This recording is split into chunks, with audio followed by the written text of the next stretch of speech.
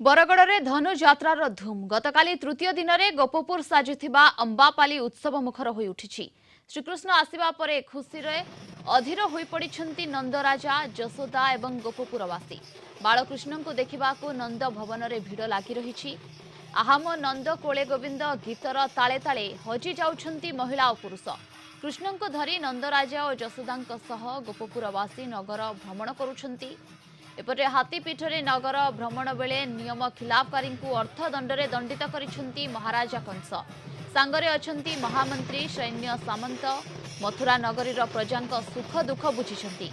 आज धनुयात्रार चतुर्थ दिवस गोपपुर श्रीकृष्ण बाल्य लीला कंस प्रेरित पुतना बक्का सकटा आदि अष्टमल्ल वीर राक्षस राक्षसी कृष्ण हाथ में बद्ध दृश्य अभिनीत हो। गोटी गोटी करी हत्या करेछि 16 संतान।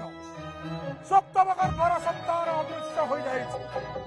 अष्टमकर पर संतान को अपेक्षा करिछि महाराजा कंस। केतेबेले भविष्य हबो देवकीर अष्टमकर पर संतान हत्या करिबे एई दर्पण शिलारे। तापर निष्कंटक हबो भविष्य तब रहि।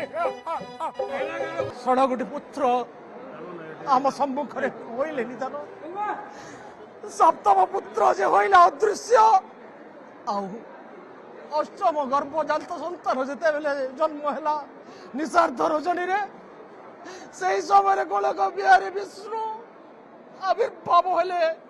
सम्मुखे मोहर कहिले वसुदेव तोरी औरसरु देवकी गर्भरु जन्म नेबी मुही। कथा मोर मन जावे तुही गोपनग्रे तुही नंदराजा घरे को जन्मी असी कन्या घेनी गली गोपनग्रे मुही जन्मित पुत्र को घेरी न आसिले मुही नंदंकर कन्या को। हेले दुराचारी कंस बुझिलानी किछि शुणिलानी कथा। कारारुद्ध अवस्था शुणा पाइला जे कन्या जन्म है तथापि चढ़ई नहीं गला कन्या को।